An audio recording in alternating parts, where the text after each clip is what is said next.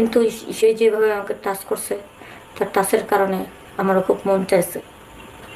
তখন আমি চিন্তা করলাম, ভাইয়া তো ঘুমের মধ্যে আছে, সে ঘুমের মধ্যে তার প্রেমিকা ভেবে আমার সাথে এরকম করতেছে।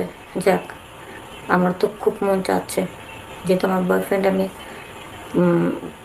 কাছে তেমন একটা সুযোগ পাই না, তাহলে আমিও ওর প্রেমিকা হয়ে যাই।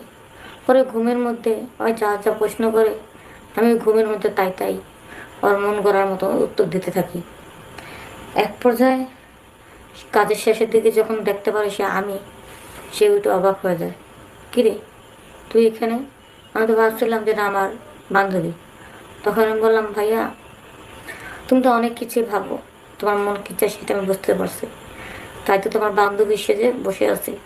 তুমি ঘুমায় তো বান্ধবীকে ধরছো, অথচ আমার 12টা বাজেছো। যাও, যা পাগলামি করো তো করে ফেলেছো। তো এইভাবে আমার ভাই আমার সাথে শারীরিক সম্পর্ক করলো। করার পরে এখন সেই যার সাথে এরকম করেছে তারটা হলো অন্যরকম, আর আমার কাছে আসে আবার তার কাছে অন্যরকম ভালো লাগা। তো দুজনের কাছ থেকে দুই রকম ভালো লাগলো। এখন সে তার যখন মন চায় তখন সে ভাইয়া বলল যে আসলে যে যেভাবে তোর সাথে আমি শারীরিক সম্পর্ক করেছি তোকে ছাড়া, কি বলবো বলতো। তো এইভাবে আমি ভাইকে বললাম, একবার হলো যা, 10বার হলে তা, এখন তো ভুল করে ফেলেছি, এখন বারবার হলেই ভুল হলেই বা দোষ কি।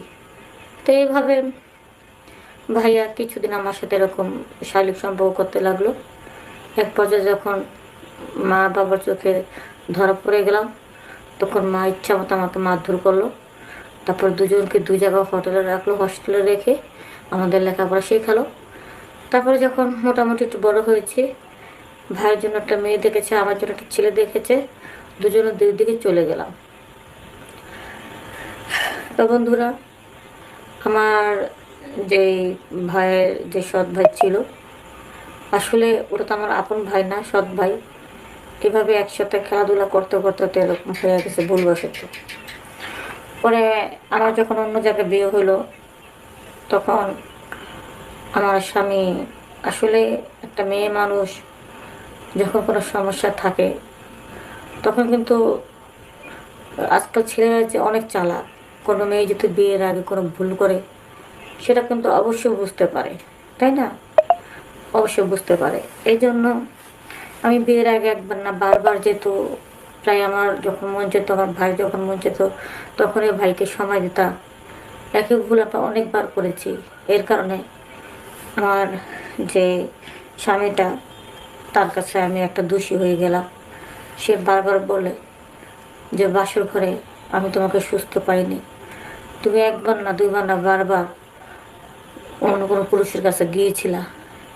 এই জন্য বিয়ের আগে কখনো আপনার সতীত্ব নষ্ট করবেন না। আজকাল বর্তমানে ছেলেরা অনেক চালাক।